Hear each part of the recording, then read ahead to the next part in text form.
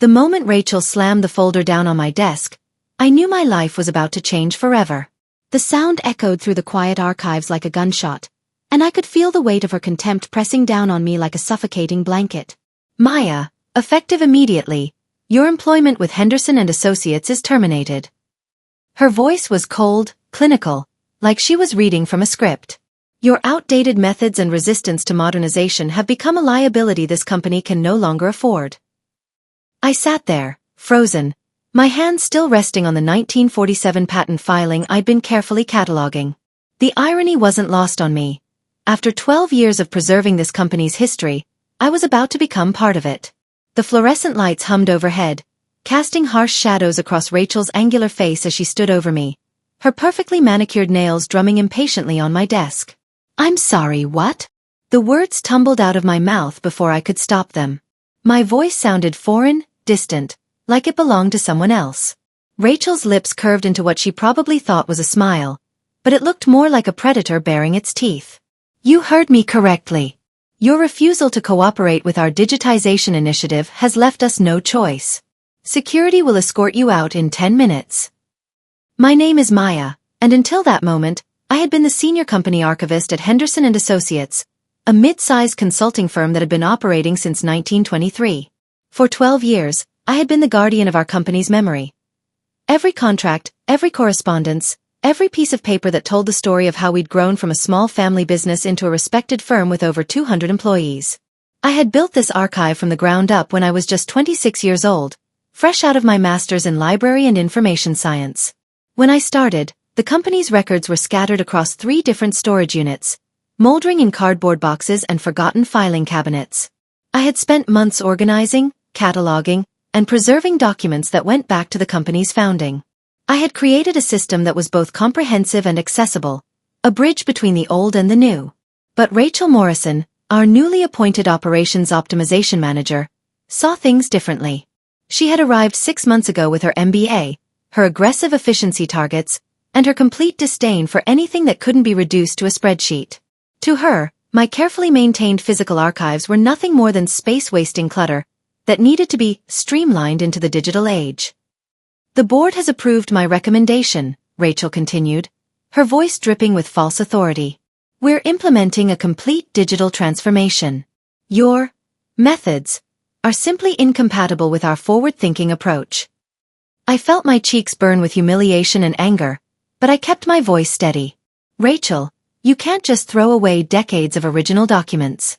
Some of these papers are irreplaceable. The digitization process needs to be done carefully, with proper preservation protocols." "Enough." Her voice cut through my explanation like a blade. "This is exactly the kind of backwards thinking that's been holding us back. Paper is dead, Maya. It's time you accepted that." The security guard appeared at the entrance to my archive, looking uncomfortable but determined. I recognized him.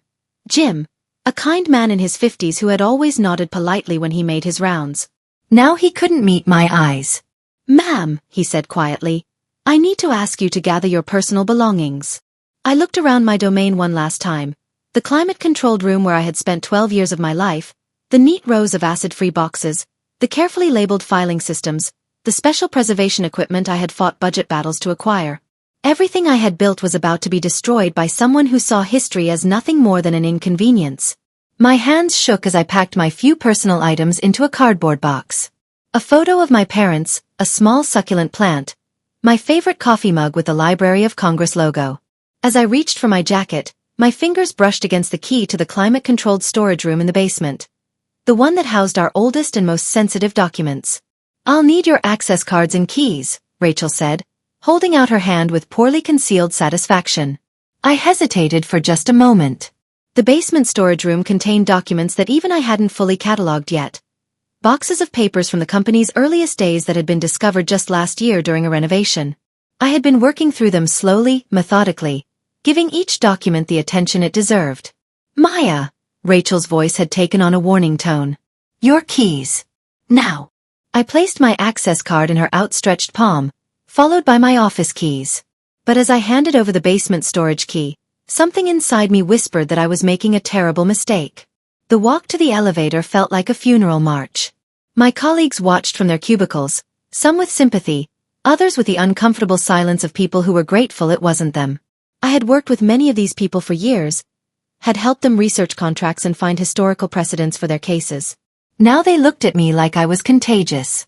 As the elevator doors closed behind me, I caught one last glimpse of Rachel standing in the doorway of my archive, her arms crossed, her expression triumphant. She had won, and she knew it.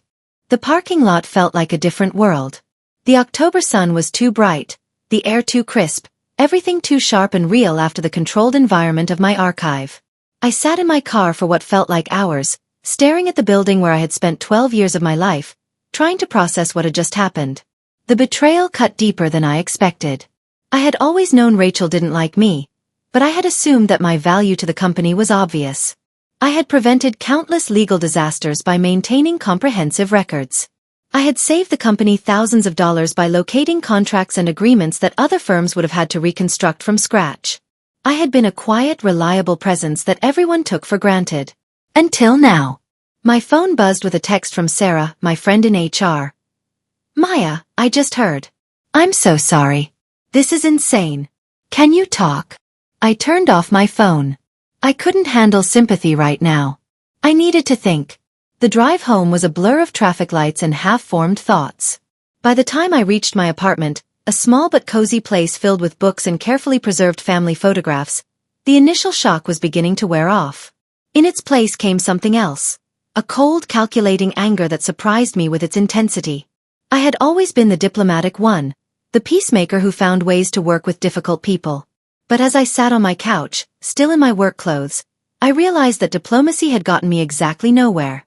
Rachel had seen my desire to collaborate as weakness, my respect for protocol as submission. That night, I couldn't sleep. I kept thinking about the basement storage room, about the boxes of documents I hadn't finished cataloging. Rachel would probably have them destroyed within the week, along with everything else she considered junk. Decades of company history would end up in a dumpster because she couldn't see past her quarterly efficiency targets. But as I lay there in the dark, something nagged at me. Something important that I was forgetting. It wasn't until 3 a.m. that it hit me. The Founders Papers. When I had first started working at Henderson & Associates, old Mr. Henderson himself had still been alive, though he had retired from active management. Before he passed away 5 years ago, he had personally handed me a sealed box of documents with strict instructions. "These are the foundation papers," he had said, his weathered hands trembling slightly as he passed me the box. "Everything that started this company. Promise me you'll keep them safe, Maya. Promise me they'll be preserved exactly as they are." I had promised and I had kept that promise. The box had gone into the basement storage room, into the section reserved for the company's most historically significant documents. I had catalogued the contents briefly: corporate founding documents, early contracts, correspondence with the company's first major clients. But one document had stood out, though I hadn't fully appreciated its significance at the time. The founder's will. Not his personal will, but his corporate will. A document outlining his final wishes for the company's future. I remembered it vaguely, remembered thinking it was more of a philosophical statement than a legal document. But now, lying in the dark, I tried to recall the specific language. Something about long-term employees. Something about stock options. Something about protections for people who had dedicated their careers to the company. My heart began to race. I got up and went to my computer, pulling up the partial digital inventory I had been working on. There it was, Box BF 1923-001, containing Founders Corporate Will and Employee Protection Documents. The brief description I had written noted that the will contained provisions for employee stock options based on years of service and company loyalty. But I needed to see the actual document to be sure. And that document was locked in a basement storage room that I no longer had access to. My phone, which I had turned off hours ago, buzzed back to life with a dozen missed calls and twice as many text messages. Most were from co-workers who had heard about my termination, but several were from Rachel herself. The first few messages were professional. "Maya, we need to discuss transition procedures. Please call me to arrange knowledge transfer. Your cooperation is appreciated." But as the hours had passed, the tone had changed dramatically. "Maya, I need the location of several key documents immediately. This is urgent. Call me back. Maya, answer your phone now." The last message, sent just 20 minutes ago, was barely coherent. Maya, I don't know what game you're playing, but we have a crisis here. The Meridian Industries contract is missing, and we need it first thing Monday morning. If you don't help us, I'll make sure you never work in this field again. I smiled for the first time since leaving the office. Rachel was panicking, and she was panicking because she had just realized what I had been trying to tell her for months. You can't just throw away decades of institutional knowledge and expect everything to work perfectly. But this was bigger than just a missing contract.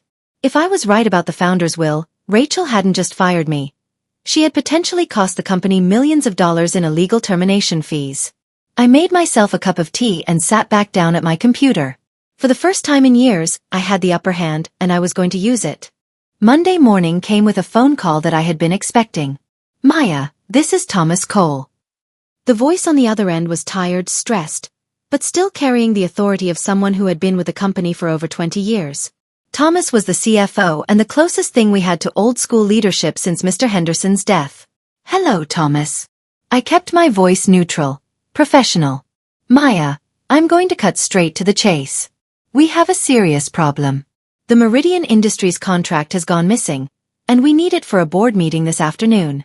Rachel tells me you were terminated on Friday, but I'm hoping you might be willing to help us out of this jam. I paused, letting the silence stretch just long enough to make him uncomfortable. I see. And what exactly would this help look like? Well, if you could just tell us where to find the contract, we'd be incredibly grateful. Of course, we'd be happy to pay you for your time. Thomas, I interrupted gently, I think there's been a misunderstanding. I wasn't just terminated. I was escorted out by security and told that my methods were incompatible with the company's forward-thinking approach. My access to the building has been revoked. There was a long pause. Maya, I want you to know that I wasn't consulted about your termination. If I had been. But you weren't, I said simply. And now you have a problem that only I can solve. Another pause. What would it take to get you back in here? Just for today, just to help us through this crisis. This was the moment I had been preparing for all weekend. Thomas, I appreciate the call, but I'm not interested in a temporary solution. If the company wants my help, we need to discuss a permanent arrangement. And not just any arrangement, a consulting contract that reflects the actual value of my expertise. Maya, I understand you're upset, but I'm not upset, Thomas. I'm being realistic. Rachel made it clear that my knowledge isn't valued here. But apparently, it is valued when you need it. So if you want access to that knowledge, you'll need to make it worth my while. The negotiation took 3 hours. Thomas had to bring in 2 other senior partners, and I could hear Rachel's voice in the background, growing increasingly shrill as the terms of my return became clear. I wouldn't be coming back as an employee. I would be returning as an independent consultant, with a 6-month contract that paid 3 times my previous salary. I would have complete autonomy over the archives, with final say over any digitization or disposal decisions. And most importantly, I would report directly to the senior partners, not to Rachel. These terms are outrageous. Rachel's voice finally cut through the speakerphone. She's holding us hostage. Rachel, Thomas's voice was sharp. You created this situation. Maya is offering us a solution. I suggest you take it. By 2 p.m., I was walking back through the front doors of Henderson and Associates, but everything had changed. The receptionist looked at me with a mixture of confusion and awe. Word had spread that I had negotiated my way back into the building as a high-paid consultant, and everyone was trying to figure out what that meant. I walked through the office with my head held high, carrying the leather portfolio that contained my new contract. The whispers followed me, but now they sounded different. Instead of pity, I heard curiosity. Instead of fear, I heard respect. Rachel was waiting for me outside the archive, her face flushed with barely contained rage. Maya, I want you to know that I fought this arrangement every step of the way. Don't think this changes anything between us. I looked at her calmly. Rachel, I think you're confused about our relationship. I don't work for you anymore. I work for the company. And right now, the company needs me to solve a problem that you created. I walked past her into my archive, noting with satisfaction that nothing had been moved. She had been too panicked about the missing contract to start her destruction campaign. The Meridian Industries contract was exactly where I knew it would be, in the 2023 filing cabinet, cross-referenced under both client name and contract type. It took me less than 5 minutes to locate it, but I took my time, letting Rachel and the senior partners sweat in the conference room. When I finally walked into the boardroom carrying the contract, the relief in the room was palpable. Thomas actually sagged in his chair, and I saw 2 other partners exchange glances that clearly said, "Thank God." "Here's your contract," I said, placing it on the table. "Fully executed, with all amendments and addendums attached. You'll also find a copy of our insurance documentation and the original risk assessment that legal requested last month." Rachel stared at the documents as if they were written in a foreign language. "How did you? Where were these?" "They were in the archive," I said simply. "In the filing system that I've been maintaining for 12 years. The system that you wanted to destroy." The meeting ended with the partners praising my efficiency and Rachel sitting in stunned silence. As I walked back to my archive, I felt something I hadn't experienced in years. The satisfaction of being genuinely valued. But I knew this was just the beginning. Rachel might be defeated for the moment, but she wasn't gone. And I had a feeling that the real battle was just starting. The next few weeks passed in a strange kind of peace. I worked on my new consulting terms, with complete autonomy over the archives and a salary that finally reflected my true value to the company. Rachel kept her distance, but I could feel her watching me, waiting for an opportunity to reassert her authority. That opportunity came sooner than I expected. It started small. Emails that didn't reach me, meetings that I wasn't invited to, subtle changes to my access permissions that made certain systems harder to use. At first, I attributed it to growing pains from the new arrangement. But as the incidents accumulated, a pattern began to emerge. The first major incident happened 3 weeks after my return. I arrived at work to find that my computer had been updated overnight, with several of my custom filing programs mysteriously deleted. IT claimed it was a routine security update, but when I checked with other departments, no one else had experienced similar issues. "Sorry, Maya," said Jake from IT, avoiding my eyes. "Must have been a glitch in the system. We'll get you set up again." But it wasn't just a glitch. When I tried to access the basement storage room that afternoon, my keycard wouldn't work. Security claimed there had been a routine access review, and that all consultant permissions were being standardized. I documented everything. Every denied access, every missing email, every mysterious technical problem went into a detailed log that I kept both digitally and in hard copy. My years as an archivist had taught me the value of meticulous record-keeping, and I had a feeling I was going to need every piece of evidence I could gather. The sabotage escalated in the second month. I began receiving emails that appeared to come from senior partners, requesting that I dispose of certain outdated documents. The request seemed legitimate at first glance, but when I called to confirm, the partners claimed they had never sent such emails. "Maya, I would never ask you to destroy original documents," Thomas said when I called about the third fake email. "Are you sure these messages are coming from me?" "The email headers show they're from your address," I replied, "but the writing style is different. Someone is spoofing your email account." "That's concerning. I'll have IT look into it." But when I followed up with IT, they claimed they couldn't find any evidence of email spoofing. The investigation disappeared into the black hole of corporate bureaucracy, and the fake emails continued. Rachel was good at this kind of warfare. She was too smart to leave obvious fingerprints, too careful to make accusations that couldn't be explained away. But she had made one critical error. She had underestimated my ability to detect patterns and preserve evidence.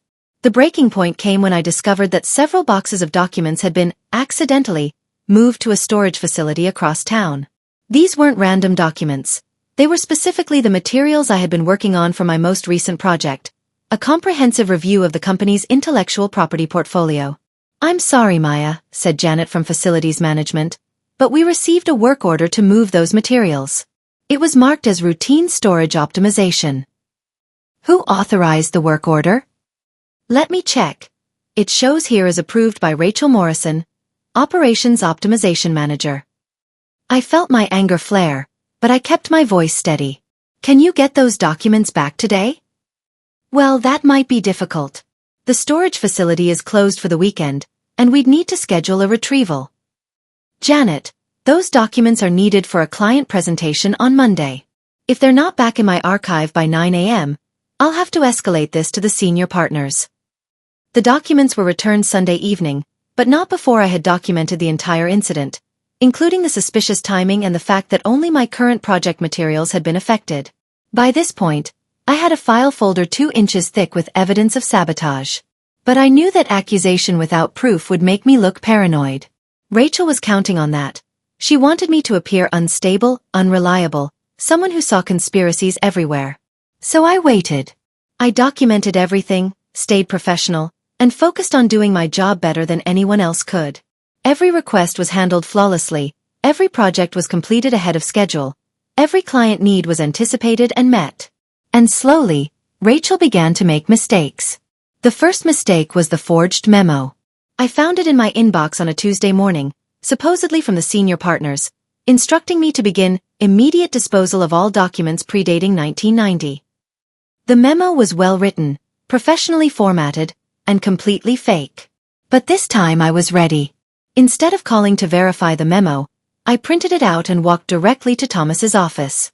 "Thomas, I need to ask you about this memo," I said, placing the document on his desk. He read it carefully, his frown deepening with each line.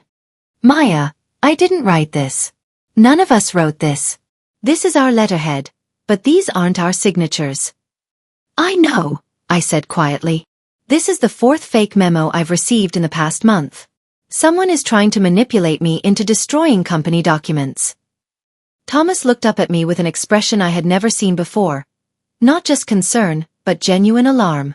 "Maya, this is a serious accusation. Do you have any idea who might be doing this?" "I have suspicions," I said carefully. "But I'd prefer to let the evidence speak for itself." "What evidence?" I placed my documentation file on his desk. Everything. Every fake email, every mysterious technical problem, every suspicious incident. All documented, all dated, all backed up with physical evidence. Thomas spent the next hour going through my documentation, his expression growing darker with each page. When he finally looked up, his face was grim. "Maya, I need to ask you something, and I want you to be completely honest with me." "Of course. Do you believe someone is deliberately trying to sabotage your work?" I met his eyes steadily. "Thomas, I believe someone is trying to force me out of this company by making it impossible for me to do my job. And I believe that person has been forging documents and manipulating systems to make it happen." He was quiet for a long moment.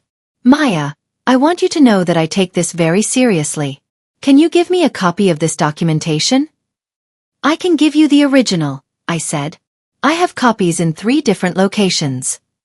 As I walked back to my archive, I felt a strange sense of relief. For weeks, I had been fighting a shadow war, defending against attacks I couldn't prove. But now, finally, I had an ally who understood what was happening. The real battle was about to begin. The call came on a Thursday morning, just as I was arriving at work. Thomas's voice was tight with controlled anger. "Maya, I need you to come to conference room A immediately. And bring your documentation file." I knew from his tone that something significant had happened. As I walked through the office, I noticed that several people were conspicuously absent from their desks. The atmosphere felt charged, like the air before a thunderstorm. Conference room A was our largest meeting space, reserved for board meetings and major client presentations. When I walked in, I found Thomas seated at the head of the table, flanked by 2 other senior partners I recognized. Margaret Welsh, our chief legal officer, and David Park, the managing partner. Rachel was sitting at the opposite end of the table, her face pale but defiant. "Maya, please have a seat," Thomas said, gesturing to a chair beside Margaret. "We need to discuss some recent developments." I sat down, placing my documentation file on the table. "What kind of developments?" Margaret leaned forward. "Maya, over the past week, we've been conducting a comprehensive audit of our IT systems based on your concerns about document tampering. What we found was disturbing." She slid a printed report across the table to me.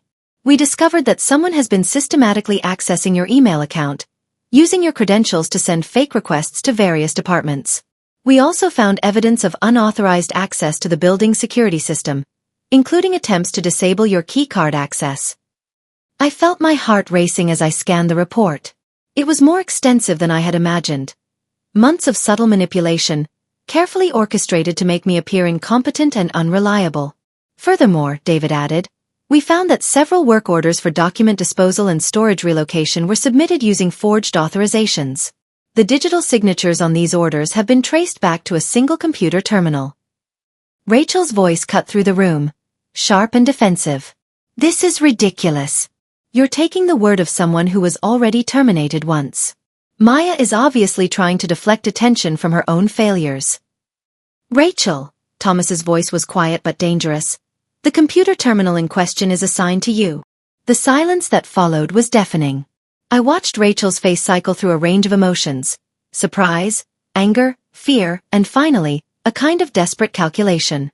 That's impossible, she said finally. My computer must have been compromised. Anyone could have used my terminal. Margaret opened another folder. Actually, we anticipated that defense. The IT audit included a review of building access logs, security camera footage, and login timestamps. Every single instance of unauthorized access corresponds to times when you were the only person with access to your computer. She spread a series of photographs across the table. Security camera stills showing Rachel at her desk during the times when the forged documents were created. Moreover, Margaret continued, we found drafts of several fake memos in your personal email account, including this one. She placed the forged disposal memo on the table, the one that had finally triggered the investigation. Rachel stared at the evidence, her face growing paler by the moment. This is a mistake.